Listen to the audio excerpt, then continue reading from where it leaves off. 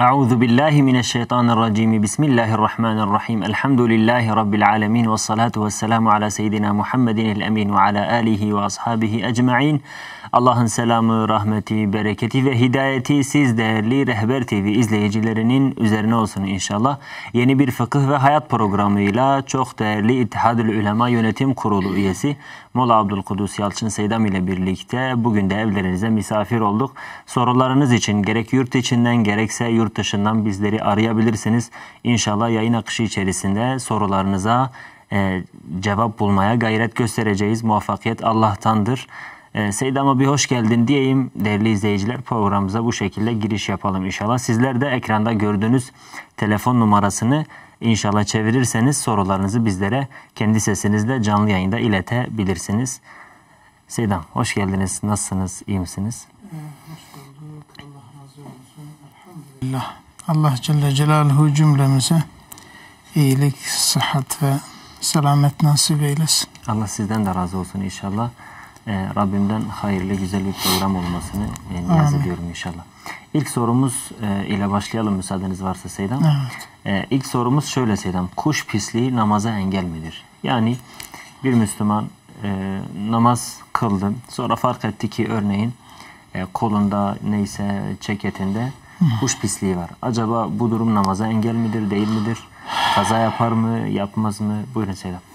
Euzubillahimineşşeytanirracim. Bismillahirrahmanirrahim. Elhamdülillahi Rabbil alemin. Ve salatu ve selamu ala seyyidina Muhammedin ve ala alihi ve sahbihi ecma'in. Rabbi şrahli sadri ve yessirli emri ve hlul uqdeten min lisani yefkahu kavli. Evet, kuş pisliği hakkında iki görüş vardır. Birinci görüş Şafiilerin görüşüdür. Şafii mezhebine göre kuş pisliği necistir. Yani bütün hayvanların pisliği necis olduğu gibi kuş pisliği de necistir. Yani eti yenilsin veyahut yenilmesin. Evet.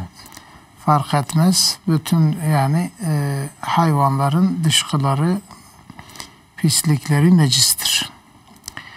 Bu nedenle yani burada da tabi bu necis demekle birlikte ama mesela bazı yerlerde diyelim ki bu kuş pisliği çok olur. Ondan korunmak zor olur. Bir insan kendini ondan muhafaza etmesi zor olur. İşte bu gibi yerlerde af vardır. Özellikle yani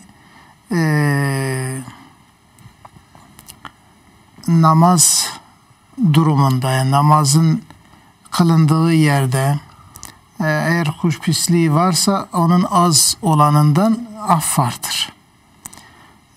Tabii çok oldu mu, hani çok oldu mu insan onu yıkayabilir, temizleyebilir diye ondan af yok, fakat onun ağzından af vardır.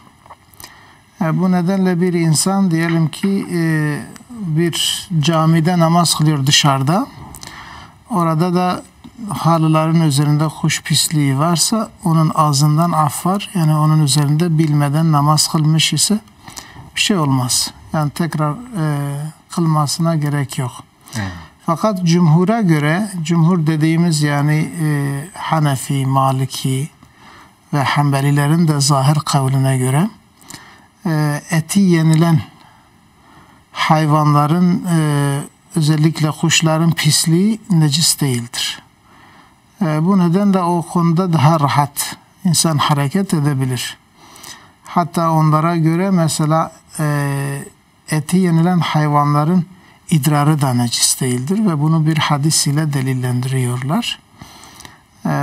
Yani cumhura göre insan hareket ederse bu konuda, yani mesela diyelim ki bir yerde bu kuş pisliği çok ise onlar mesela cumhuru taklit ederek daha rahat hareket edebilirler. Allah razı olsun. Evet. Müsaadenizle ilk iki telefonumuz Buyurun. Hazır galiba.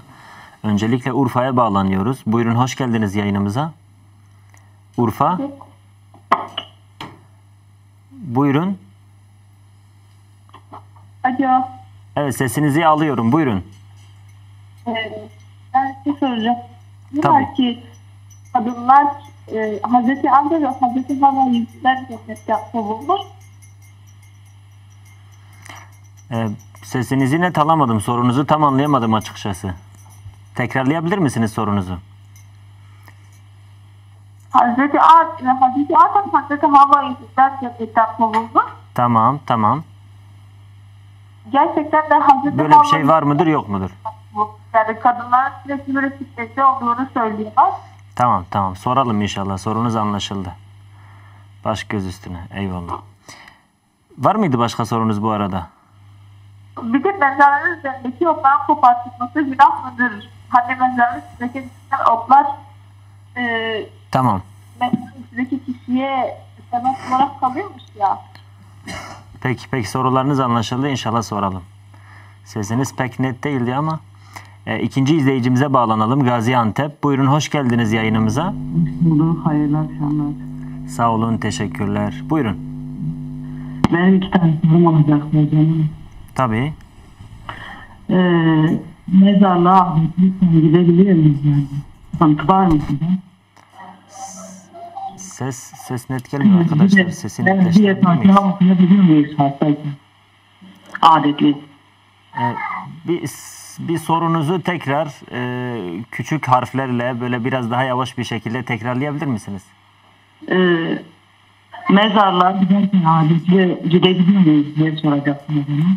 Peki, diğer sorunuz? Diğer de dedim adetliyken Fatiha okuyayım diye onu soracaktım. Peki, o da anlaşıldı. İnşallah soralım. Tamam ya. Peki, selametle inşallah. Allah'a emanet olun, baş göz üstüne. Bu arada ses tam net gelmiyor arkadaşların bilgisine. Selam, birinci sorumuz şu şekilde. Anladığım kadarıyla Hazreti Havva, Hazreti Adem'in cennetten kovulmasına vesile oldu. Dolayısıyla kadınlar bu işin sorumluluğunu üstleniyor. Bir nevi kadın sebep olmuş gibi, sanki kadınlar suçluymuş gibi, kadınlar işte günahkarmış gibi. Böyle bir görüş var mı? Böyle bir şey var mıdır gerçekten Selam? Böyle bir şey yok yani. Şu var mesela, tamam, yani diyelim ki şeytan zaten onları kandırmış. Kur'an-ı Kerim bundan bahseder. Evet. Yani Hazreti Adem Aleyhisselam'a yemin ederek onu aldatmaya çalışmış ve o yenilmemesi gereken ağaçtan yemesine sebep olmuştur. Yani onu kışkırtmış, onu teşvik etmiş.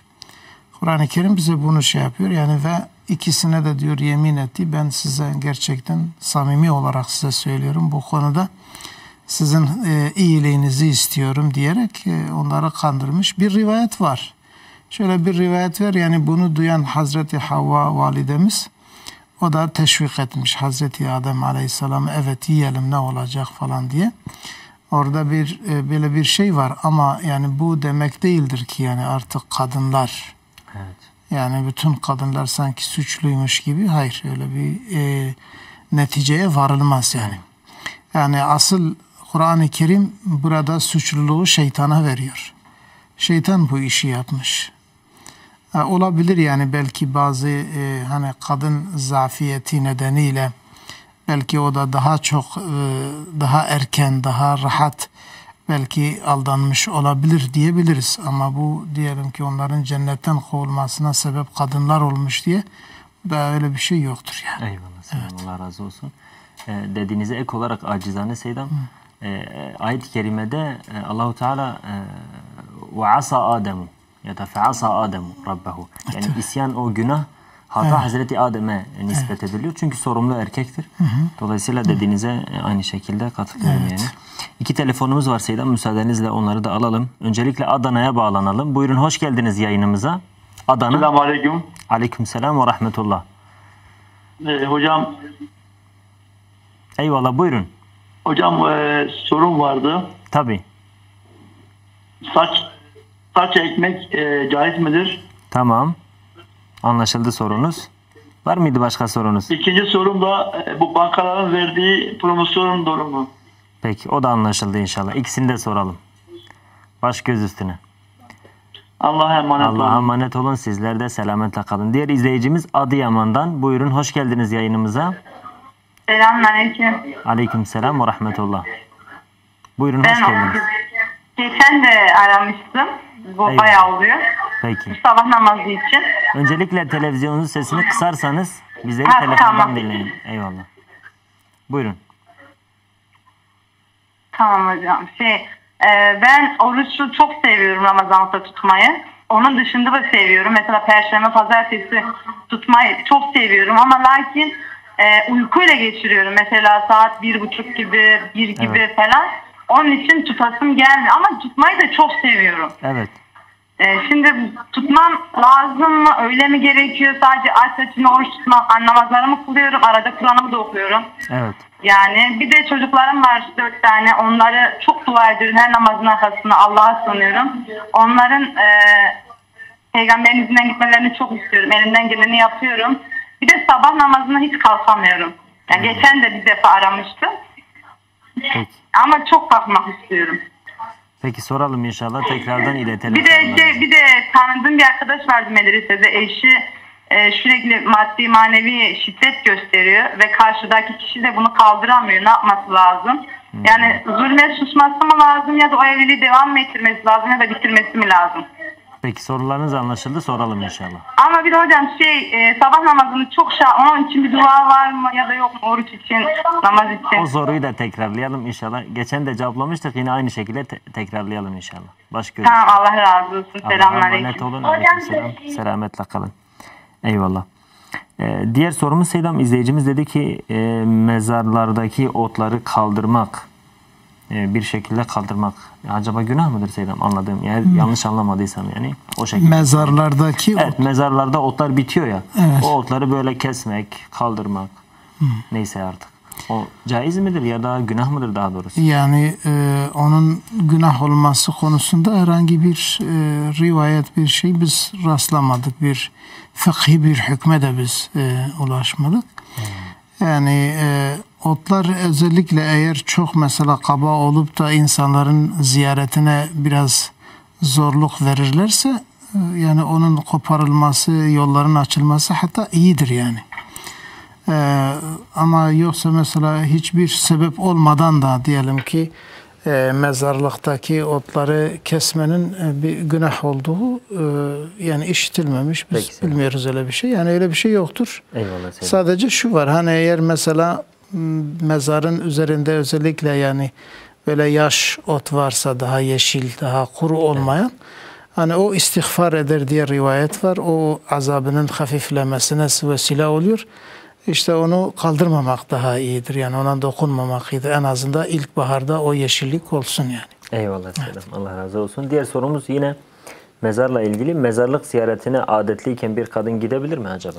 Bir sakıncası var mıdır? Mezarlıkları ziyaret etmede hiçbir sınır yok. Yani kadın gidebilir. Hiçbir Sadece mesela gittiği zaman Kur'an niyetiyle Kur'an ayetlerini okuyamaz. Evet. Dua edebilir, salavat getirebilir. Evet. Ve tabii ki tesettürüne riayet etmesi gerekir. Evet. Eğer yabancı insanlar varsa, özellikle Perşembe günleri kalabalık oluyor bazı yerler. Evet. Eğer Perşembe günü çıkıyorsa o zaman tesettürüne iyice bürünsün, iyice riayet etsin. Yoksa eğer genç kadın böyle yüzü açık çıksa fitneye sebebiyet verebilir. O yüzden günah olabilir. Yoksa adet yüzünden değil, yani adet ona engel değil. Adetli olarak çıkabilir, dua da edebilir. Peki Seydam. Allah razı olsun inşallah. Evet. Teşekkürler.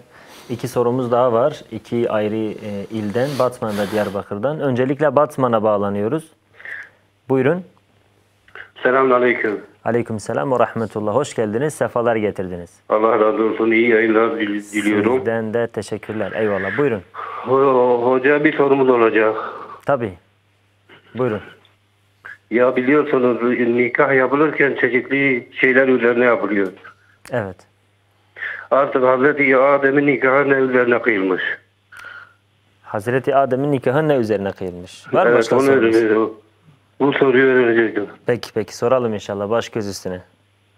Allah'a emanet olun. Selamette inşallah. Bir diğer izleyicimiz Diyarbakır'dan. Buyurun, hoş geldiniz yayınımıza. Hocam selamünaleyküm. Aleykümselam ve rahmetullah. Hocam 3 tane sorum olacak hocam. Tabii alalım sorularınızı. Hocam benim bir tane kardeşim İngiltere'de yaşıyor. Ne yapıyor kardeşiniz tam olarak? İngiltere'de yaşıyor hocam. Tamam. Hocam şurada bir sorun var hocam. Diyor İngiltere'de bir tane daire almış. Tamam. Orada o dairede köpekler yaşıyormuş hocam. Peki. Hocam diyor bu hani köpek gezdiği yerleri ben suyla yıkasam acaba yoksa toprakla yıkayayım. Tamam. Anlaşıldı. Ne inşallah. yapayım hocam? Bir de diğer sorular hocam. Hocam bize misafir olarak geliyorlar. O hanımın akrabaları hocam. Tamam. Ama diyor elini küpeye sürmüş hocam. Tamam. Acaba diyor o geliyor bize yardım ediyor mesela. Evet. Acaba ben ne yapayım? Peki. O da anlaşıldı. Soralım inşallah. Hocam diğer soru da aynı diyor ben bir tane araba almışım. Yani o arabanın içinde köpeğin kılları olduğunu ben böyle gene temizlemişim. Yani kıllar gitmiyor. Peki sorunuz anlaşıldı inşallah. Yani genel manada köpeğin yaşadığı bir yerde ne yapılması gerekiyor soralım inşallah. Evet, acaba hepsi toprağla mı yıkayayım yoksa deterjanla mı yıkayayım? Onu öğrenmektir hocam. Peki soralım. Baş göz üstüne. Allah'a emanet olun. Selametle kalın inşallah. Eyvallah. Seydam devam ediyoruz. Bir diğer sorumuz şöyle oldu. Adetli bir bayan, regil halinde olan bir bayan Fatiha suresini okuyabilir mi diyor. Ya da hangi şekillerde okuyabilir? Hangi durumlarda okuyabilir? Hangi niyetle okuyabilir? Biz soruyu bu şekilde soralım. Buyurun Seydam. Yani Fatiha suresini okumak caiz değil. Evet. Ancak eğer zikir niyetiyle, dua niyetiyle hani orada dua var.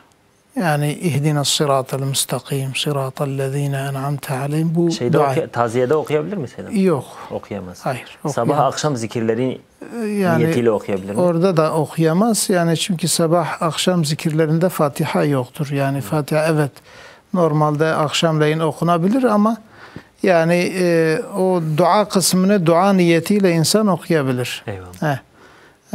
Yani Fatiha'nın tamamını okumak biraz sakıncalıdır.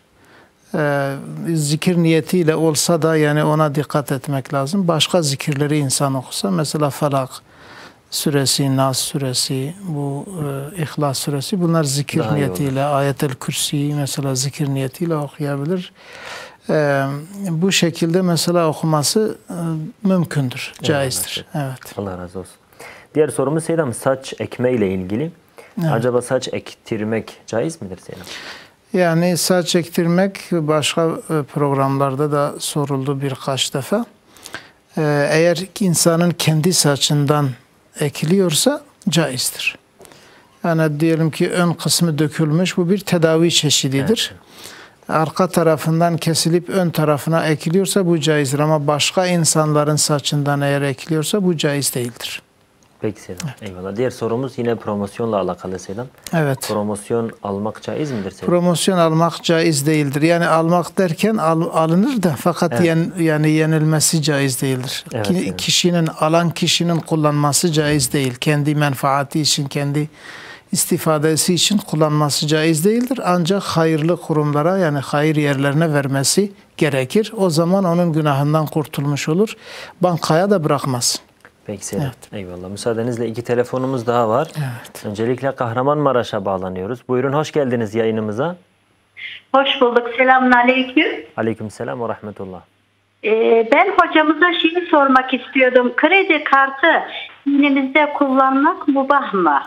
Peki anlaşıldı sorunuz. Var mıydı başka sorunuz? Çok teşekkür ederim. Çok güzel sorular soruyor. Çok güzel cevaplar alıyoruz. Allah razı olsun. Rica ederim. Siz de katılım gösterdiğiniz için bizler teşekkür ederiz inşallah. Allah'a emanet olun. Allah'a emanet kalın. Baş göz üstüne. Eyvallah. Diğer izleyicimiz İstanbul'dan. Buyurun hoş geldiniz yayınımıza. Selamünaleyküm. Hayırlı akşamlar olsun hocam. Allah razı olsun. Sağ olun. Sizlere de hayırlı akşamlar. Buyurun. Yani hocam benim birkaç tane sorum olacak. Alalım sorularınızı. Buyurun. Birincisi kadınların kabir ziyareti ne derece doğru? Tamam. Tamam. Diğer sorunuz? İkincisi diyelim ki akşam namazına gittim. Evet. Farzı kıldıktan sonra sünneti kıldım. Hoca Kur'an okurken benim geçmiş kazam vardır. Kalkıp Evet. namaz kıldım. Kur'an-ı Kerim dinlemek farz-ı ayın mı, farz-ı kifaya mı? Peki o da anlaşıldı. Diğer sorunuz? Üçüncüsü, bir kadın kocasından evi dahi olsa gidebilir mi, gidemez mi? Kocasının izni olmadan. Evet. Nereye? Nereye gidebilir mi? Babasının evine veya Tamam. kardeşinin evine. Tamam, anlaşıldı sorunuz inşallah. Soralım baş göz üstüne. Allah razı olsun. Rabbim de sayınızı inşallah. affetsin inşallah. Allah'a emanet olun, baş göz üstüne inşallah. Eyvallah. Sedam izleyicimiz devam etti. Şöyle sordu. Dedi ki ben oruç tutmayı çok seviyorum. Fakat ben orucu yani yarısını bir nevi uykuyla geçiriyorum. Yani mesela saat 1.30-2'ye kadar yatıyorum. Tabii hani namazımı kaçırmıyorum. Öğle namazını da kılıyorum. Bu şekilde de olduğunda diyor ki bir nevi mahcup oluyorum. Yani sanki orucu hakkını verememiş gibi hissediyorum. Ve oruç tutmuyorum bazen. Ama istiyorum ki tutayım. Bu şekilde yaparsam orucum makbul müdür? Bir sıkıntı olur mu? Diyor Selam. Yani oruç tutmak ala kulli hal sevaptır, iyidir. Vücudun sıhhatine de vesiledir. Özellikle bu sünnet günleri, mesela pazartesi, perşembe günleri, her Arabi ayının 3 günü Eyyam-ül Bid dediğimiz mesela 13, 14, 15 günleri ve meşhur olan o sünnet günlerinde oruç tutmak sünnettir.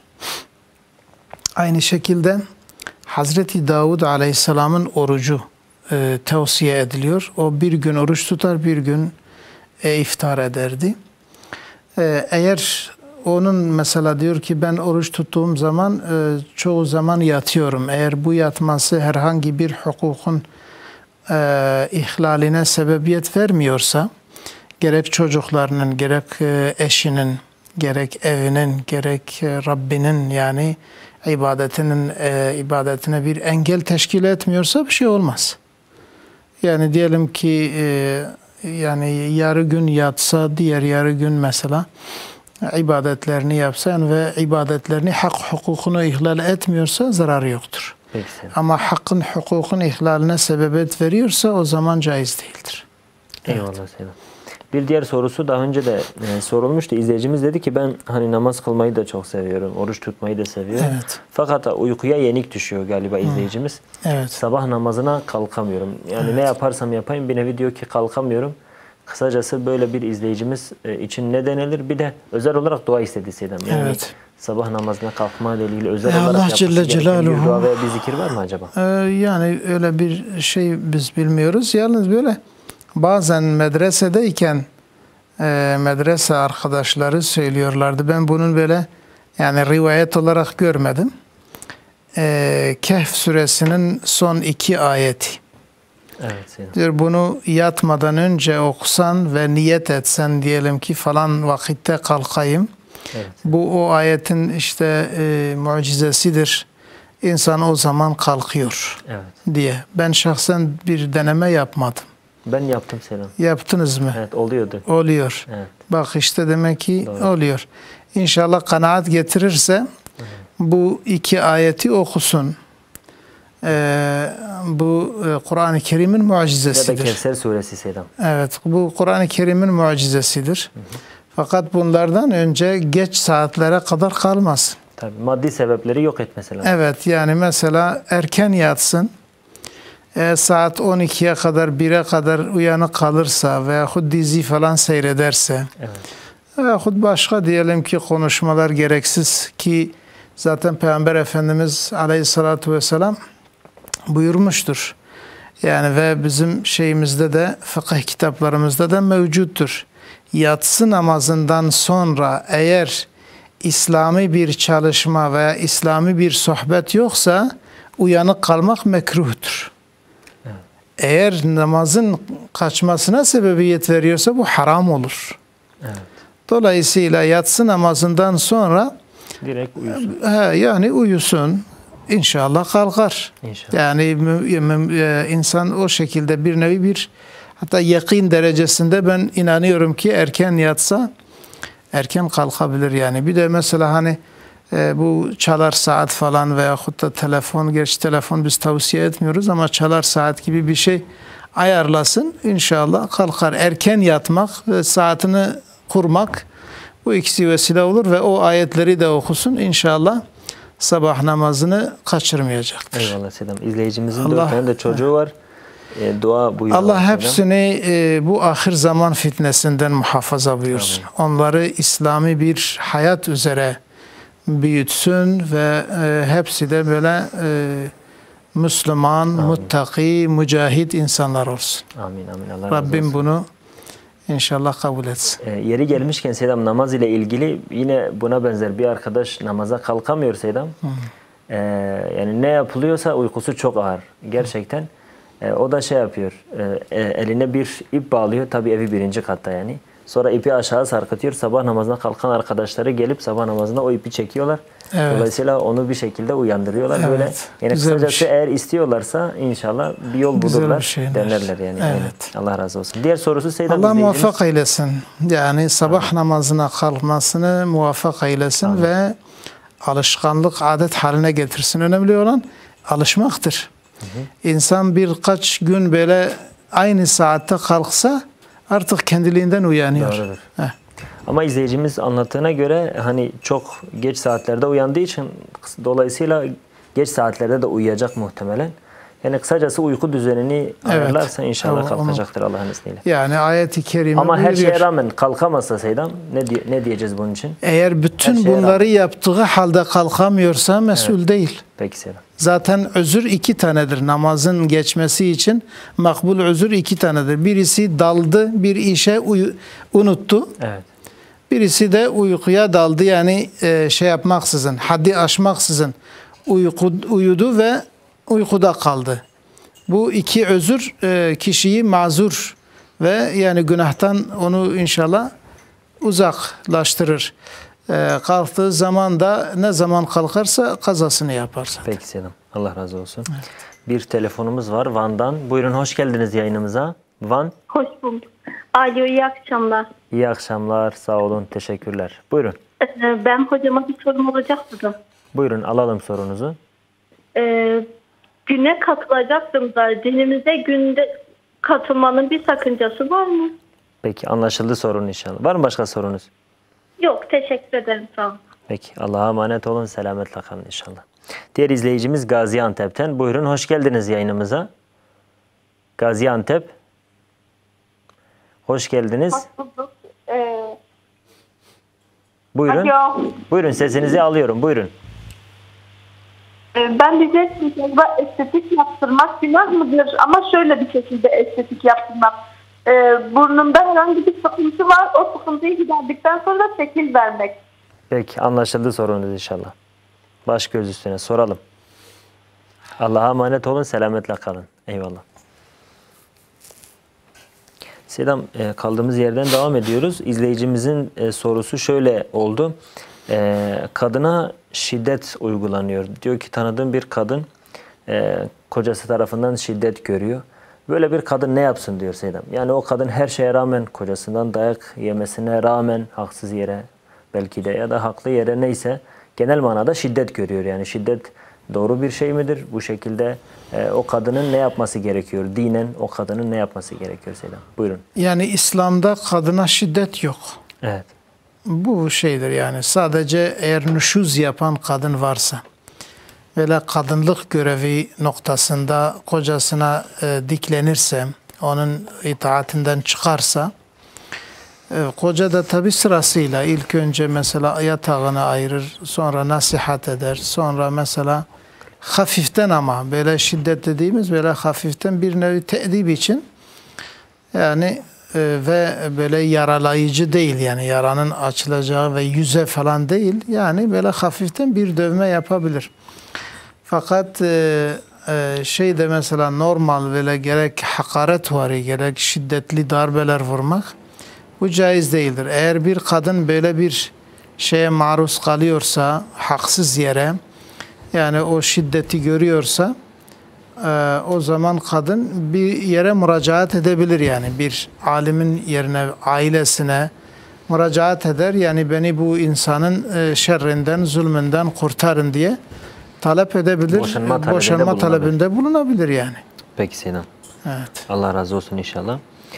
Diğer sorumuz Seydam, Hazreti Adem ile ilgili izleyicimiz biraz belki hani ilk defa sorulan bir soru bu programda. Malum nikahın şartlarından bir tanesi de mehirdir. Evet. Yani mehirsiz nikah olmuyor. Peki Hazreti Adem'in mehri neydi de Hazreti Havva'yı bir nevi nikahladı diye izleyicimiz sordu. Buyurun Yani bu gibi soruları ben tavsiye etmiyorum kardeşime. Bizi eğer izliyorsa bu tür şeylere kafa takmasın. Bunları bilmemekte hiçbir mesuliyetimiz yoktur. Hatta acaba bildik mi de o da belli değildir. Yani evet bir şeyler yazılıyor, bir şeyler söyleniyor. Ve bir de mesela şeriatlar da birbirinden muhteliftir. Hazreti Adem Aleyhisselam'ın şeriatı ile Peygamber Efendimiz'in şeriatı aynı değildir. Bazı durumlarda değişebiliyor. Yani mekan, durum şeylere göre değişebiliyor. Hani İslam dininin tevhid kaideleri birdir. Hiç değişmez. Evet. Fakat şeriat dediğimiz bazı böyle insanın yaşantı ile ilgili bazı kuralları değişebiliyor. Yani bu konuda da şöyle bir rivayet var ama ben sıhhat derecesini bilmiyorum doğrusu. Yani Peygamber Efendimiz'e 3 tane salavat diye zikrediliyor. Bazı rivayetlerde ben bunu gördüm. Yani Peygamber Efendimiz Hazreti Havva validemizin nikahının mehri, onun mehri Hazreti Adem Aleyhisselam'ın 3 defa salavat getirmesidir diye böyle bir rivayet gördüm. Fakat ben yine tekrar şey yapıyorum. Hani sorduğu için biz bunu söylüyoruz. Fakat bu tür sorulara, bu tür şeylere bizim kafa yormamız hiç iyi değildir. Bizim bilmemiz gerekip de hiç bilmediğimiz yüzlerce, binlerce belki mesele vardır. Evet Seydam. Oralara daha ağırlık verelim. Allah hepimizi muvaffak eylesin. Amin Seydam. Allah razı olsun inşallah. Diğer sorumuz Seydam, izleyicimiz dedi ki kardeşim İngiltere'de yaşıyor. Malum Avrupa ülkelerinde köpek daha çok besleniyor. Birçok yerde köpek bulunuyor. Evet. Bir ev kiralamış veya satın almış artık anlattığı kadarıyla. O evde daha önce köpek yaşıyormuş. Yani her yerde köpek kılları, her yerde muhtemelen eşyalı bir evdir herhalde. Eşyaların üstünde, koltukların üstünde köpeğin kılları, köpeğin oturduğu var. Hasıl ya da araba örneğini verdi. Daha önce araba almış. Araba aldığı kişi zaten köpek sahibiydi. Sürekli arabasında köpek bulunuyor. Bu evin veya bu arabanın neyse temizliği nasıl yapılması lazım? Komple baştan sona suyla yıkanması mı gerekiyor? Yoksa normal bir temizlik yeterli midir? Buyurun Selam. Şu duruma göre değişebilir. Eğer bu kardeşimiz yani eğer mesela diyelim ki titiz ise ve yıkamaya tam temizlik ve bir de Şafii mezhebine mensup ise ve Şafii mezhebine göre bir temizlik yapmak istiyorsa onun hepsini yıkaması gerekir. Baştan sona kadar yani her tarafı 7 defa yıkayacak. Bir sefer yani topraklı su böyle toprağı suyun içine bırakıp o suyla böyle yıkayacak. Ondan sonra da 6 seferde temiz suyla Şafii mezhebine göre bu şekilde yapar. Ancak eğer Şafii değilse veyahut da Şafii bana çok zor gelir ve buna da muhtacım. Yani başka yapacak bir çarem yok. Bu evdeyim artık başka bir yere gidemiyorum. Ya da arabayı eğer hani toprakla şey yaparsa yıkamaya kalkışırsa yani çok evet zor olur. Çok meşakkatli olur eğer şey yaparsa. Hanefi mezhebine göre de şey yapabilir. Çünkü Hanefi mezhebine göre yani ıslak olmadığı müddetçe o şey mesela necis değildir. Yani o necaset sirayet etmiyor. Hatta Maliki mezhebini şey yaparsa daha da kolaylık olur. Yani bu mezhepleri takliden sadece o kılları diyelim ki artık süpürgeyle bir şeyle temizler ve hayatına devam eder. Peki Selam, Allah razı olsun. Diğer sorusu da yine aynı şu şekilde oldu. Diyelim ki elini köpeğe süren bir hanım geliyor mesela senin evine. Yani biliyorsun köpeği var ve elini köpeğe sürmüş gelmiş. Sana yardım etmek istiyor. Yemekte sana yardım etmek istiyor. Acaba ne demeliyiz, ne yapmalıyız? O karşı tavrımız ne olması lazım? Yani bu da aynen diğer şey gibidir. Evet Selam. Yani eğer mesela çok titizsen yardım etmesin. Yardım etmesine müsaade etme. Mesela. Ama yok mesela gönlü kalmasın ve bu işte mesela artık beraber çalışanın belki onun hidayetine vesile oluruz. Kısacası o durumdan duruma değişir yani. Değişebilir yani fetvası var. Peki, yani Hanefi, Şafii, Maliki mezhebine göre gidersek şeydir yani orada yolu vardır. Peki Seydam. Evet. Kısacası kredi kartı kullanmak caiz midir Seydam? Bir izleyicimiz sordu. Kredi kartını tavsiye etmiyoruz. Eğer hiç kullanmazsa insan iyidir. Ama mesela kredi kartı %100 haramdır demiyoruz. Onun kullanma şekli var. Eğer mesela kredi çekersen, faizli kredi çekersen haramdır. Veyahut da eşya alıyorsun, satın alıyorsun ve onları zamanında vermiyorsun, faize giriyor, haramdır. Evet. Fakat onunla eğer yani temel ihtiyaçlarını gideriyorsun, bazen böyle mecburi lazım oluyor ve zamanında ödemelerini yapıyorsun, hiç faize girmesine müsaade etmiyorsun, o zaman bir şey olmaz, kullanabilirsin. Peki Seydam. Kadınların kabir ziyaretinde bulunmaları Seydam ne kadar doğrudur? Bir sakıncası var mıdır? Yani biraz programın başında da buna benzer bir şey söyledik. Evet. Kadınların kabir ziyareti eğer haram bir nazar, haram bir bakışa sebebiyet veyahut da yani haramın meydana gelmesine sebebiyet vermiyorlarsa yani kadının kabir ziyaretinde herhangi bir sakınca yok. Tabi hani ne derece caizdir dediği için biz de bunu söylüyoruz. Yani erkekler kadar rahat değiller elbette. Yani erkeğin kabir ziyareti çok daha rahattır. Çünkü onun için mesela böyle işte kendini muhafazat böyle bir şartlar yok. Fakat kadın için örtünme şartı var. Yani kadın çıktığı zaman biz çünkü günümüzde bakıyoruz ki mezarlığa çıkan sanki düğüne giden kadınlar görüyoruz. Böyle güzel elbiseler, süslü elbiseler, hatta makyajlar falan kullanıyor ve elinde bir Kur'an-ı Kerim'le geliyor, Kur'an-ı Kerim okuyacak. Bu caiz değil. Fakat eğer tesettürüne riayet, adab, İslami adab çerçevesinde gelirse bir sakınca yoktur. Selam, izleyicimiz dedi ki ben farz namazı kıldım. Daha sonra sünnetimi de kıldım. Daha sonra kaza namazımı, yani daha doğrusu tesbihatlar yapıldı, kaza namazını yapacağım. Veya sünnet namazı fark etmiyor. Biz genel soralım. Sorusu şöyle oldu. O esnada okunan Kur'an veya genel manada okunan Kur'an'ı dinlemek farz-ı ayn mıdır yoksa farz-ı kifaye midir yoksa sünnet midir? Hükmü nedir Selam? Şafii mezhebine göre Kur'an-ı Kerim'i dinlemek sünnettir. Vacip değil, farz-ı ayn veya farz-ı kifaye değildir. Ama Hanefi mezhebine göre vaciptir. Onun için buna göre insan değerlendirebilir. Ama eğer namaz kılacaksa, mesela namazını kılacak, sünnetlerini kılacak, yani o asnada da Kur'an-ı Kerim okunuyor diyelim ki okuyor. Eğer kısa bir şeyse yani bekleyip Kur'an-ı Kerim bittikten sonra sünnetlerine başlayabilir. Bu daha iyi olur.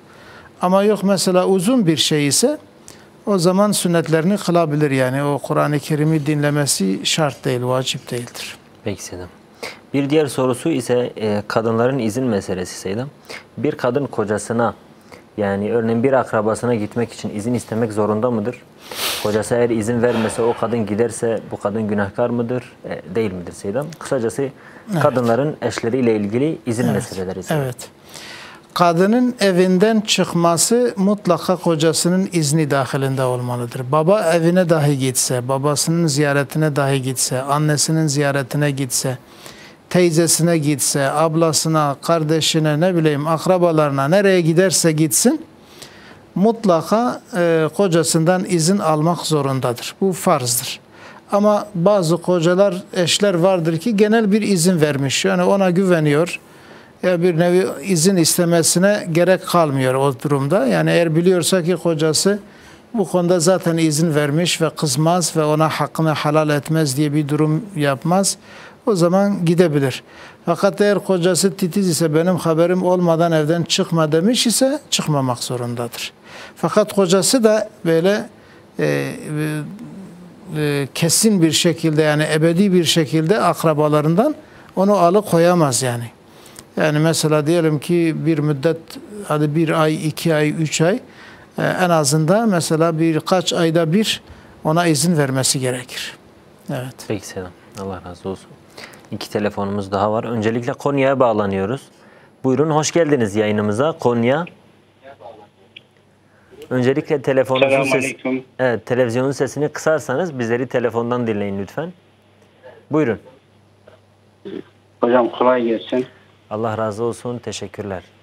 Şimdi tevhidi bir düşünceye sahip insanların La ilahe illallah Muhammedur Resulullah düsturunda ilk önce redle başlayan bu kavramı, yani hocamdan biraz açmasını ve gerçekten imani meselelerin tam manasıyla yerine oturması için la kavramının güzel anlaşılması.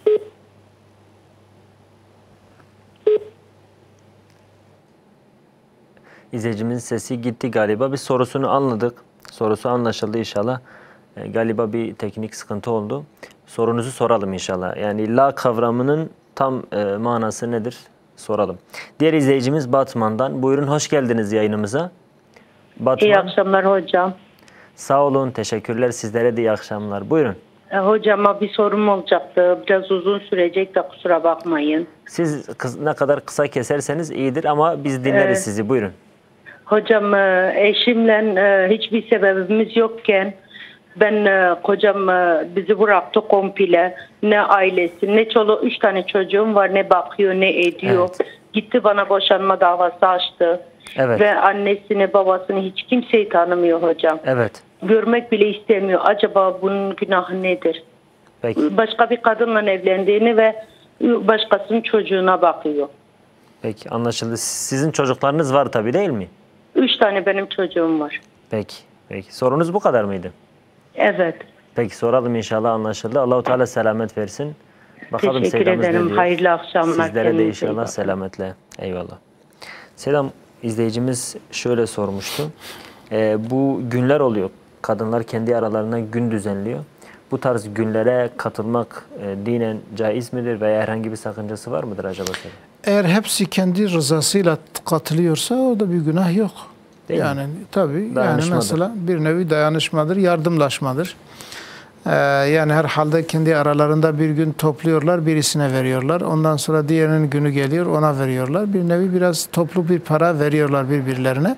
Evet. Burada eğer tamamen gönül rızası varsa herhangi bir sakınca yok. Ama gönül rızası olmayanlar katılmaları caiz değil. Çıksınlar yani. Peki, çıkmaları gerekir. Peki Selam, evet. Eyvallah. İzleyicimiz dedi ki benim burnumda bir sıkıntı vardı. Ben de burnumu estetik ameliyat yaptım. Şimdi şu şekilde o sıkıntı giderildi. O sıkıntı giderildiği esnada, ameliyat esnasında bir de buruna biraz şekil veriliyor. Şekil derken yani normal artık estetik yapılıyor. Bu caiz midir acaba? Yani eğer o estetik yaptığı şey de ona tabi ise, diyelim ki bir eğrilik var veyahut da böyle bir nevi ayıplanacak bir durum varsa ve onun giderilmesi için bir estetik yapılmışsa bir şey olmaz. O da tedavidir, yani tedaviye dahildir. Ama eğer öyle bir şey yoksa, yani o sıkıntı apayrı bir şeydir. Ama bununla birlikte ameliyat yapılmışken bunu da yapalım ve artık ona bir başka bir şekil verelim, büyütelim, küçültelim. Evet.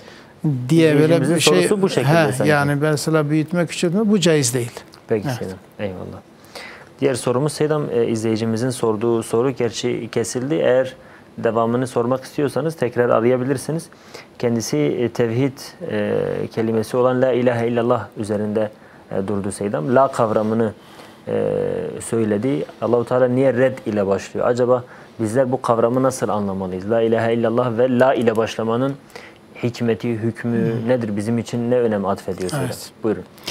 Şimdi doğrudur, yani burası önemlidir. Hani bütün ilahları reddetmedikçe tevhid gerçekleşmez. Evet. Onun için mesela ilk önce şirki def etmek lazım. Şirk mesela bütün ilahların ilahlığını reddetmek lazım. La ilahe diyoruz. Yani hiçbir ilah yoktur. Ben hiçbir ilah tanımıyorum. İllallah, ancak Allah'ı tanıyorum. Yani burada tevhidin gerçekleşebilmesi için ilk önce şirkin ortadan kalkması lazım. Herhalde bizim izleyicimiz bunu kastetmiştir. Evet. Yani şirk meydanda olduğu müddetçe tevhid gerçekleşmez. Yani onun için mesela Allah Celle Celaluhu bizden bu şirkin ortadan kaldırılmasını, reddedilmesini, bütün tağutların, bütün işte Allah'ın dışında kendisine ibadet edilmeyi isteyen veyahut da ibadet edilen şeyler neyse Bütün bunların reddedilmesi gerekir. Hepsinin sona erdirilmesi gerekir ve tertemiz bir sayfa açılır ve o da tevhiddir. Allah'ı birlemek ve Allah'a iman etmek ve sadece ona ibadet etmek kalır. Bu normalde bizim usulül fıkıhta da vardır. Mesela bir kaide var, yani normalde yani der'ül mefasit celbül mesalihten evladır. Yani ilk önce mefsedetleri ortadan kaldırmak lazım. İlk önce günahları ortadan kaldırmak lazım ki ondan sonraki sevap, mesela hayırlı işler yerini bulsun. Yani eğer mefsedetler ortada ise yani o maslahatler de yerini tam bulamaz. Mesela diyelim ki sen namaz kılıyorsun. Evet. Ama etrafta çalgı vardır, oyun vardır, oynuyorlar veyahut da giyim kuşamı uygun olmayan kadınlar senin karşısında var. Sen o namazdan ne bir lezzet de bir şey alamıyorsun yani. Onun için mesela günahlar varsa o günahları ilk önce kaldırmak, ondan sonra maslahatleri uygulamak bu şekilde tercih edilmiştir. Bu diğeri de aynen buna benzer. Yani ilk önce şirki ortadan kaldırmak, sonra da tevhidi gerçekleştirmek. Eyvallah Selam. Allah razı olsun inşallah. Şöyle bir sorumuz oldu. İzleyicimiz dedi ki maalesef ki eşim bize bakmıyor, bizleri bıraktı. Boşanma davası açtı. Bu konuda kendi anne babasının telkinlerini dinlemediği yani ve şu an kendisi başka bir kadınla evlendiğini söyledi, iddia etti. Tabii bu eşinden de 3 tane çocuğu var ve bunlara da bakmıyor. Acaba böyle bir erkeğin, böyle bir insanın günahı nedir Selam? Şimdi ikinci evlilik mesela dinen saklanmamıştır. Tabii eğer şartları yerine getirilirse. Nedir yani burada Selam? Şartları iki eşinin arasında adalet yapmasıdır. Yani birisinin yanında bir gün kaldıysa öbür gün diğerinin yanında kalmasıdır. Yiyecekte, giyimde, meskende hepsini eşit tutmasıdır. Evet. Şimdi bunları yaparsa ikinci evliliğin bir sakıncası yok. Boşanmanın da bir sakıncası yok. Her ne kadar Allah boşanmayı sevmiyorsa da ama halaldir. Eğer mesela boşanma davası diyor açmış. Şimdi mesela bunu yapmasına, eğer daha boşanma davası açmış ve boşamamışsa bu kadının nafakasıyla yükümlüdür. Çocuklarının nafakasıyla da yükümlüdür. Eğer bunların nafakasını terk etmişse, bırakmışsa bunlar büyük günahlardır. Yani hem çocuklarının nafakasını kesmesi hem de daha nikahında bulunan bir hanıma, mesela hanımın nafakasını, meskenini, diğer ihtiyaçlarını terk etmesi, bunlar günahtır, büyük günahlardır. Evet. Ama eğer nikah düşerse, yani talak gerçekleşirse, talak-ı bain yani tam talak eğer gerçekleşirse artık o kadına bakmış veya bakmamış pek önemli değil ama çocuklarına 15 yaşına kadar bakması zaruridir. Yani mecbur bakacaktır. Eğer onlara bakmasa bu yani kaç yıl bakmasa hep o günah onun için yazılır. Yani. Evet. Eyvallah Seydam. Allah razı olsun inşallah. Şimdi Seydam, kurbanlık olarak alınan bir hayvana daha sonra başkaları da ortak edilebilir mi acaba? Yani eğer bu kurbanlık nezredilmişse ben bunu kurban diye vereceğim demişse, büyükbaş hayvan ise de onu kesmesi gerekir.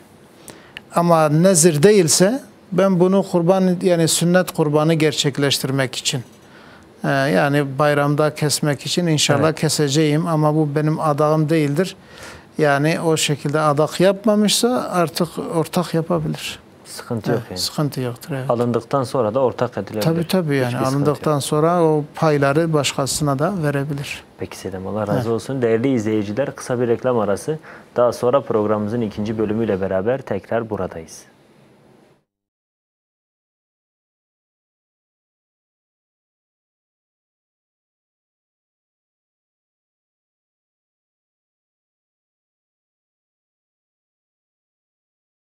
İzleyiciler, programımızın ikinci bölümüyle tekrar karşınızdayız. Bizlere WhatsApp üzerinden yazılı mesaj yoluyla sorularınızı iletebilirsiniz. Bu arada ileten izleyicilerimizin sorularını hemen ekrana yansıtacağız. Sorularımız hazırsa hemen alalım. Buyurun. Selam. İzleyicimiz diyor ki telefon ekranından okunan Kur'an abdestsiz de okunmak caiz midir demiş.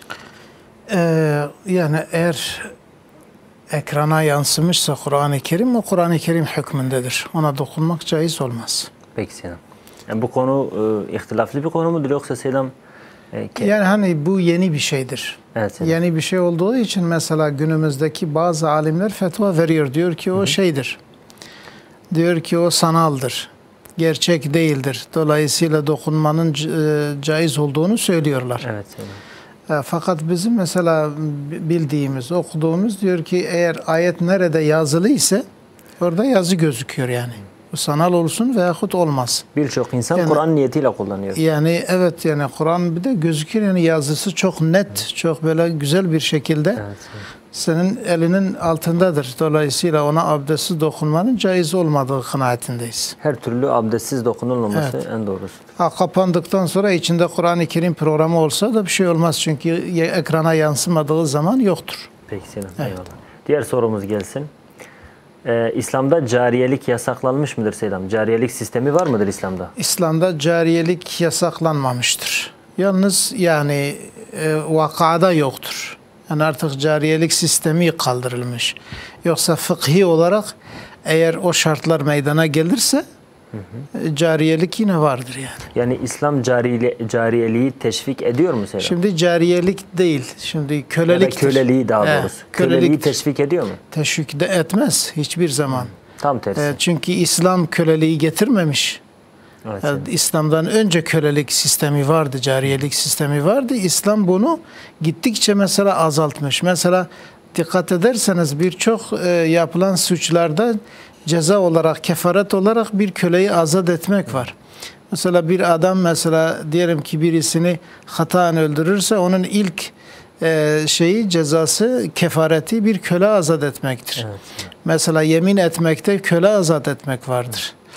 Ya ondan sonra yani birçok meseleler kaldırmak istemiştir. Evet, bu teşvik edilmiş. Yani bu azat etmenin çok büyük sevabı olduğu ayrıyeten hiçbir şey olmasa da yani cezai bir muayyide olmasa dahi normalde kölelerin işte azat edilmesinin çok sevabı olduğu söylenmiş ve teşvik edilmiştir. Peki, eyvallah. Evet. Diğer sorumuza geçelim madem öyle. İzleyicimiz şöyle soruyor, gelsin. Krediyle alınan bir tarla ve başka bir şeyin zekatı nasıldır Selam? Kabul olur mu olmaz mı demiş. Yani alındıktan sonra bir kişinin şeyine girdikten sonra zekatı aynı zekattır yani. Neyle almışsa fark etmiyor. Fark etmez yani tarla almıştır. Niçin almış? Mesela onu satmak üzere, ticarette kullanmak üzere almışsa zaten ticaret malıdır. O yani şekilde faizle alıp almadığı önemli değil mi o konuda? Önemli değil, yok. Zekat ile ilgili yani. Yani o artık onun mülkiyetine girdikten sonra sadece diyelim ki almasında harama bulaşmış, o günaha ayrıdır. Fakat malın mülkiyeti olduktan sonra zekatını verecektir. Peki Selam. Gelsin diğer sorumuz. Resimli pasta ile doğum günü kutlamak caiz olur mu Selam? Yani doğum gününü zaten kutlamak caiz değildir de bu resimli veyahut resimsiz pek önemli değildir. Artık sebebi ne kadar mesela günahları çoğaltsa o ayrı bir mesele. Yani bu normalde İslami bir adet değildir. Yani bu direktmen bu doğum günü kutlamak bize gayrimüslimlerden geldiği için caiz değildir. Peki Selam. Evet. Gelsin diğer sorumuz madem öyle. İslam'da cariyelik, bunu geçtik. Diğer sorumuz gelsin. Bu soru yansın. Köpeğin yediği ekmeği inek yerse ineğin eti haram olur mu? Hayır. Demiş. Hayır. Yani köpeğin yediği zaten yemiştir. Kalan kısım inek yerse bir şey olmaz. Yani ineğin yediği necis bir şey ineğin etini haram yapar mı? Zaten yedikleri çoğu şey necistir. Değil mi? Tabii. Yani tabii Şafii mezhebine göre. Bir sıkıntı yok. Tabii orada bir sıkıntı olmaz. Peki Selam. Eyvallah. Gelsin diğer sorumuz. Kadınlar kocalarından ayrılırken devlet erkek tarafından kadına Selam nafaka bağlıyor. Evet. Ve bu nafaka bir ömür boyu sürüyor. Evet. Bunu ödemek istemiyorum demiş. Ben de bu nafakayı bankaya para koyup faizle alıp kadına ödesem caiz olur mu demiş. Hayır. Yani zulme karşı zulüm yapılmaz. La darara ve la dirara diye hadis-i şerif diyor ki zarar yok, zarara karşılık zarar vermek de yoktur. Caiz değildir. Yani orada sana bir zulüm uygulanıyor, doğrudur. Orada bir haksızlık var ve kadının yediği bir kuruş onun için haramdır. Evet.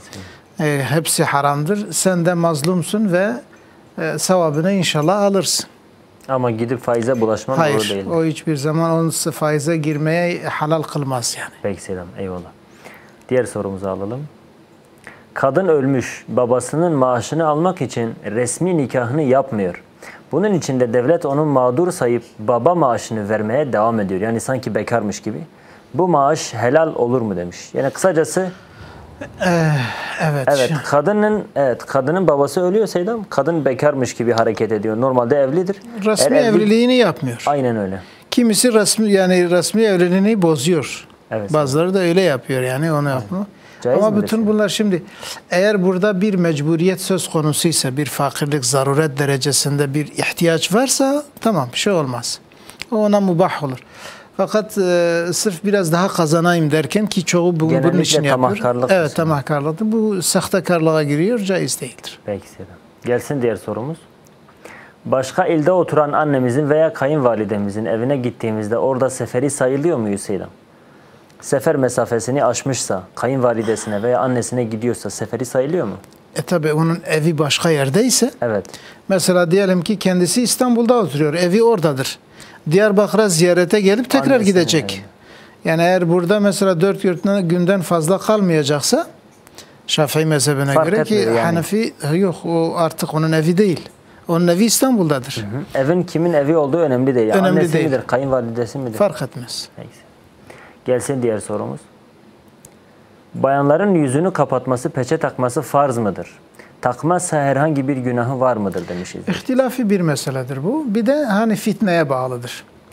Yani fitneden korkuluyorsa bu bütün mezhepler kapatması veyahut dışarı çıkmamasını söylüyor. Hatta Hanefi mezhebinin kitaplarında görüyoruz. Diyor ki mesela eğer bir genç kız pazara çıkacaksa, yüzü açık ise ve eğer bu fitneye sebebiyet verecekse, fitnede zaten yani haram nazardır. Eğer bunu biliyorsa diyor çıkması halal değildir, caiz değildir yüzü açık olarak. O zaman yani kapatması gerekir. Ama bunun dışında eğer fitne yoksa burada da ihtilaf var. Yani Şafii mezhebine göre yine kapatması farzdır. Ama Hanefi mezhebi diyor ki avret değildir. Yani fitne yoksa o zaman yüzü açık olabilir. Her türlü en azı sünnettir yani. Kapatması gerekir. Tabii ki yani ala kulli hal bir şeydir.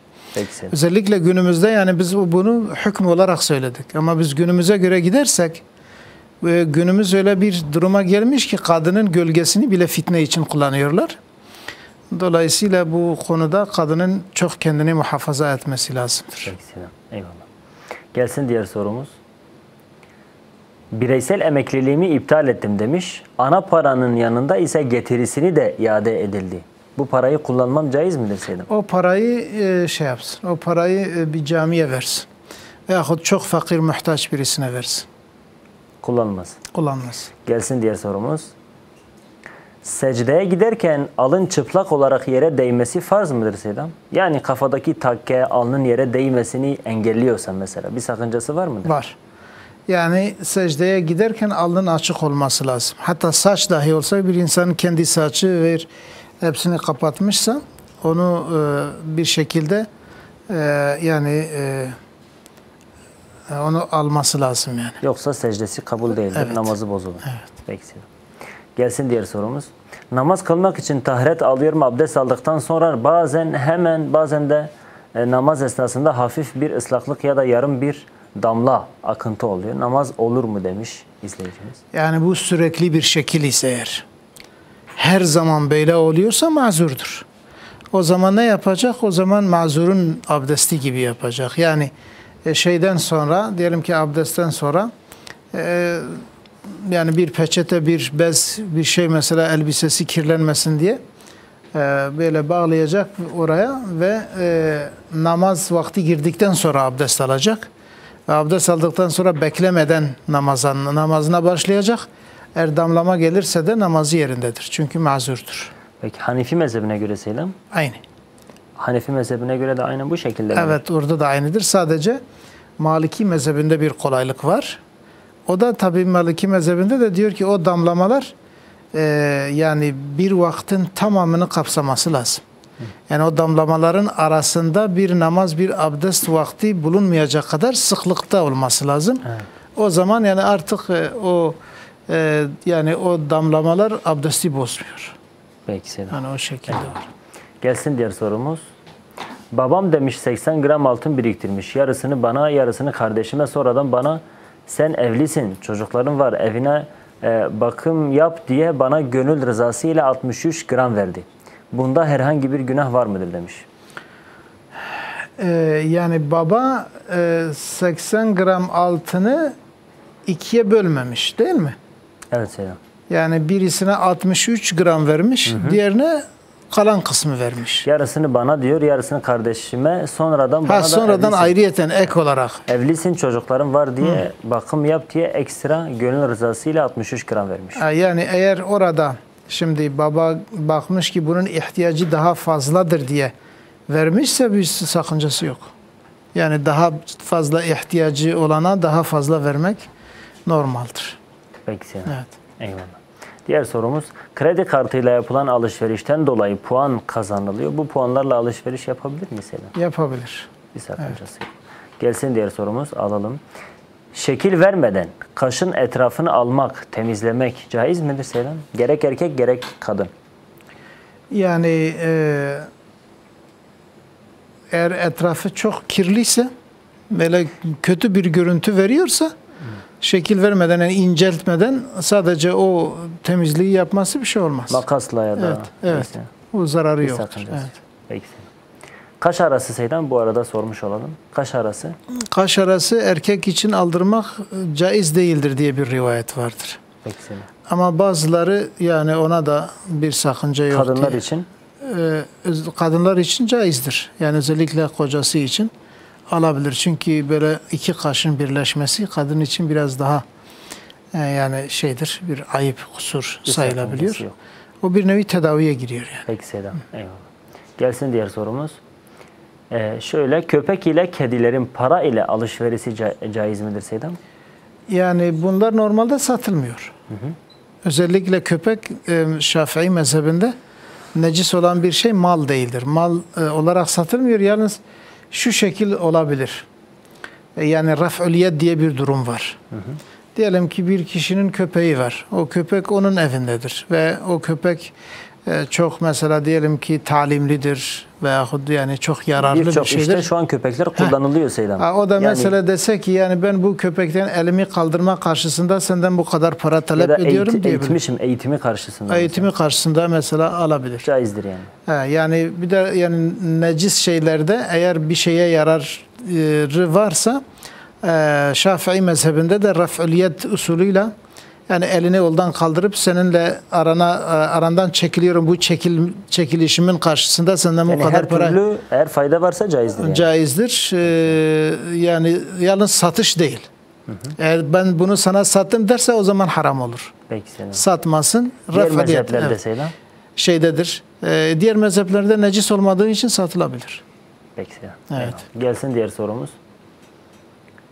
Gelsin alalım sorumuzu. Hafızlar Seyyidem ezberledikleri Kur'an'ı unuturlarsa onlara günah yazılır mı Seyyidem? Evet. Eğer ihmallerinden dolayı olursa bu günahı biraz şeydir, çetindir yani. Hatta Peygamber Efendimiz Aleyhisselatü Vesselam diyor biriniz yani eğer şey olursa da unutma olursa da ben unuttum demesin. Unutuldu desin. Hani o kadar o söz bile önemlidir. Unutturuldu. Unutturuldu bana. Eyvallah Seyyidem. Gelsin diğer sorumuz. Televizyondan Kur'an-ı Kerim dinlerken ev işi yapmak bir sakıncası var mı Seyyidem? Yok, eğer orada gürültü başka gürültü yoksa diyelim ki ev işini yaparken yine kulağı oradadır. Bir şey olmaz. Ama yok dinlenmiyorsa kapatsın daha iyidir. Peki Seyyidem. Eyvallah. Gelsin diğer sorumuz. Miras taksiminde bekar veya evli fark ediyor mu Seyyidem? Yok, fark yoktur. Yani çünkü o miras yapıldığı zaman şahsa bakılır, onun çocuklarına değil. Peki Seyyidem. Evet. Gelsin diğer sorumuz. Bir adam eşi hakkında her şeyi bitirmiş ve boşanma davası açmıyor. Bunun hükmü nedir? Yani eşiyle hiçbir ilişkisi yok, eşine bakmıyor ama boşanmıyor da. Yani eğer fıkhi olarak bir boşanma yapmamışsa muallak bırakmış Seyyidem. Yani muallak olmak caiz değildir. Yani eğer talak kelimesini kullanmamışsa, sırf işte boşanma davası açmış mahkemede, bu onun eşidir yani. Dolayısıyla her türlü hukuka sahiptir. eğer bu ihmali yaparsa, yani bunu artık nasılsa zaten şeye vermişiz, mahkemeye vermişiz diyorsa yine o nafakadan mesuldür. Yani vermese yine günahkar olur. Peki Seydam. Evet. Eyvallah. Gelsin diğer sorumuz. Verdiğimiz Seydam adak gerçekleşmeden adak kurbanı verilebilir mi? Ve bu adak kurbanını yiyebilir miyiz? Yani daha gerçekleşmemiş. Demiş ki oğlum askerden gelse bir tane kurban keseceğim. Daha oğlu askerden gelmemiş, kendisi keserse olur mu? Bu normal bir sadakadır. O geldikten sonra asıl adak o zaman bir daha kesmesi lazım. Evet, bir daha kesmesi lazım. Peki etinden yiyebilir mi Seydam? Birincisinin etinden yiyebilir ama ikincisinin değil. Yani önceden keserse yer ama yer. sonradan kes. Yani... Evet. Ama tayin etmişse, evet, bunu keseceğim demişse, evet, ve daha gelmeden keserse yine yiyemez. Yine yiyemez ve ikinci bir tanesini de kesmesi yine gerekir. Kesmesi evet. lazım. Peki Seydam. Eyvallah. Gelsin diğer sorumuz. Seydam, mazeret döneminde olan bir bayan cenaze yıkayabilir mi? Adetliyken bir bayan cenaze yıkayabilir mi? Sakıncası yok. Sakıncası yok. Peki. Gelsin diğer sorumuz. Sorumuz hazırsa alabiliriz. Şafii mezhebindeki birinin vitir namazını terk etmesinde bir sakınca var mıdır? Yok. Yani haram mıdır? Haram değildir. Yalnız bir mekruh işliyor. Yani vitir namazı müekked sünnettir. Evet. Onu kılması sevabı çoktur. Müekked sünnetlerin terki mekruhtur. Evet. Peki Selam. Gelsin diğer sorumuz madem öyle. Demiş Selam, ameliyat oldum, oruç tutamadım. İyi olduktan sonra bir kısmını tuttum ama hepsini tutamadan diğer yılın oruç ayı geldi. Eksik kalan günlerim var. Yani o günler için ne yapmalıyım Selam? Onların kazasına devam etsin ve bir de bir yılın fidyesini versin. Ne kadar kefaretini versin. Ne kadar tutmamışsa her bir gün için diyelim ki bir 20-25 TL para versin. Bir fakire. Evet. Peki Selam. Gelsin diğer sorumuz. Evde kedi beslemenin hükmü nedir Selam? Caiz midir? Yani eğer başkasının hukukuna girmiyorsa bu sakıncası yoktur. Kedi beslemek hayvandır. Evet, besleyebilir. Sadece kıllarıyla ilgili Seydam, sanki kılları eğer... Şimdi o konuya dikkat edecek. Evet. Eğer onların kılları kendisine bulaşıyorsa ve bir çok de Şafii ise çoksa şeydir, yani namazı olmaz. O elbiseyle namaz olmaz, değiştirmesi lazım. Dikkat etmesi lazım. Evet. Eyvallah. Gelsin diğer sorumuz. Kulağı delik bir bayanın küpeli mi yoksa küpesiz mi gusül alması lazım demiş Seydam. Önemli olan o deliğin ıslanmasıdır. Eğer küpeli olarak ıslatıyorsa artık. Evet, eğer küpe takarak, tabii küpe olsa daha rahat ıslanır. Küpe yoksa da bir şekilde ıslatması lazım. Eğer ıslatırsa sakınca yok. Eyvallah Seydam. Gelsin diğer sorumuz. Suyun bulunmadığı yerde gusül için teyemmüm alsam demiş. Ayrıca namaz için teyemmüm almam gerekir mi demiş Seydam. Suyun bulunmadığı yerde gusül için teyemmüm alsa zaten abdestin de yerine geçiyor. Dolayısıyla ekstra bir teyemmüme gerek yok. Hayır, gerekiyor. Yani eğer vakitte ise, çünkü yani teyemmüm vakitte olması lazım. Evet Seydam. Evet. Peki, eyvallah. Gelsin diğer sorumuz. Hayız süresi bittikten sonra hastalıktan dolayı leke görünüyorsa namaz kılmak caiz midir? Evet, hastalıktan dolayı ise o istihazedir, o namaza engel değildir. Caiz midir demiş, tam tersi namaz kılması farzdır. Öyle değil mi Seydam? Tabii farzdır. Kılmak zorundadır zaten yani. Caiz. Peki nasıl kalacak Seydam? O da aynen özürlüdür.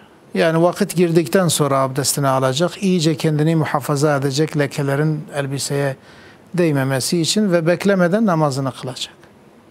Peki Seydam, eyvallah. Diğer sorumuzu alalım. Biz 2 yıllık evliyiz, herhangi bir sorun da yok. Kaç doktora gittik, sorun olmadığını söylediler. Çocuk olmuyor. Özellikle bu durumlar için okunacak dua var mıdır? Varsa hangisi veya ne yapmamız gerekiyor Seydam demiş. Yani öyle bir duanın varlığını bilmiyorum. Yani normal insan Allah'tan ister yani. Allah Celle Celaluhu onlara hayırlı evlat nasip eylesin.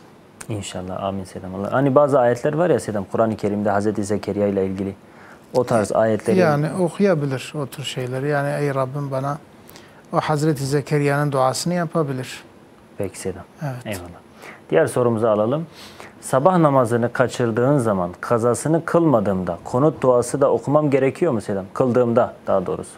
Sabah namazını kaçırmış, kazasını yani kılacak. Yani gerekmekten kasıt sünnettir. Yani kılabilir zaten. Miyim diyor. Yani mesela kunut duası sünnettir. Okusa yani kazasında da okunur. Bir sıkıntı yok. Evet. Okuyabilir. Kazasında da okunur aynen. Aynı şekilde okunur. Okunsa yine sünnettir. Okunmazsa da namazı yerindedir. Peki Seydam. Eyvallah. Yani fark yok. Kaza ile edanın arasında. Sadece sesli namazlar öyle değil mi Seydam? Şimdi mesela yatsı namazını gündüz eğer kılarsa sesli mi okuyacak, sessiz mi? O sessiz okuyacak. Gündüz olduğu için. Tabii. Peki Seydam. Gelsin diğer sorumuz. Benim çocuklarım hocadır. Ben bazen onların önünde namaz kılmak istiyorum. Kılabilir miyim? Yani eğer senin kıraatin onlarınki gibi ise ve daha iyi ise kılabilirsin. Ama kıraatin daha kötüyse mekruh olur. Eğer manayı bozacak kadar kötüyse zaten kılamaz. Peki. Evet, yani o zaman onların önünde kılması Her lazım. türlü babalarıyım diye öne geçemez yani. Evet. Orada kıraat önemlidir. Peki Seydam. Evet. Eyvallah. Gelsin diğer sorumuz. Cemaatle kılınan namazlarda neden öğlen ve ikindi içimizden, diğer vakitler ise imam sesli sureleri okuyor? Yani bunun sebebi nedir Seydam? Yani burada Peygamber Efendimiz'e tabi oluyoruz. Peygamber Efendimiz de şöyle buyurmuş, benim kıldığım gibi siz de namaz kılın. Biz de ona tabi oluyoruz. O şekilde okumuş, biz de o şekilde okumuş. Bir hikmeti yani mesela gece sesli okunuyor. Yani olabilir o hikmetini ama biz bilmiyoruz. Evet. Yani insan tabii ki şey yapabilir. Hani geceleyin biraz daha sükunet var. İnsan sesli okuduğu zaman yani biraz daha güzel dinlenir, daha insan istifade eder. O şekil olabilir. Ama gündüz mesela insanlar işlerindedir, güçlerindedir. Yani gizli okunması daha uygun olur diye insan bu şekilde yani olabilir yani. Yapılabilir. Evet, yapılabilir. Peki. Gelsin diğer sorumuz. Hocam demiş, atanmadan önce devletten KYK geri ödemeli kredi almıştım. Şimdi promosyon ödemesi yattı. Onunla kredi borcumu kapatabilir miyim demiş. Evet, kapatabilirsin. Yani kapatmasan daha iyidir. Eğer başka şekilde kapatabiliyorsan ki zaten o da faizli midir acaba? KYK mı Seydam? Yani onu bildiğim kadarıyla evet Seydam. Yani o şekilde verse de bir şey olmaz yani.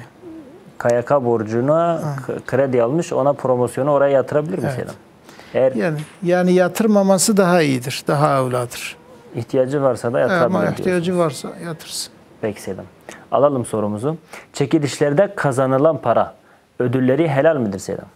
Para ödülleri helal midir Seydam? Yani çekilişe bağlıdır.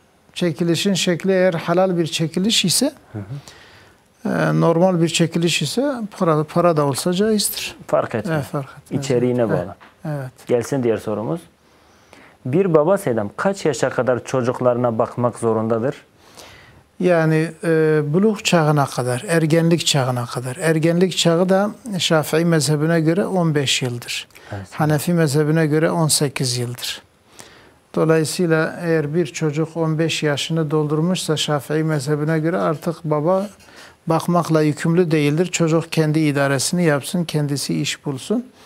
Eğer iş bulamıyorsa, aradığı halde iş bulamıyor ve aç kalıyorsa o zaman baba yine bakmakla yükümlüdür kendine bir iş buluncaya kadar. Peki Seydam. Evet. Allah razı olsun. Bu soruyla birlikte programımızın da sonuna geldik. Evet. Son olarak söylemek istediğiniz bir şey var mı Seydam? Allah Celle Celaluhu söylediklerimizi kendi rızası için kabul buyursun ve Müslüman kardeşlerimiz de onları da hepimizi de bütün kötülüklerden muhafaza buyursun. Allah razı olsun. Teşekkür ederiz Seydam. İstifade ettik. Değerli izleyiciler, bu hafta da bize ayrılan sürenin sonuna geldik. İnşallah haftaya tekrar aynı saatte buluşmak dileğiyle Allah'a emanet olun. Esselamu Aleyküm ve Rahmetullahi ve Berekatuhu.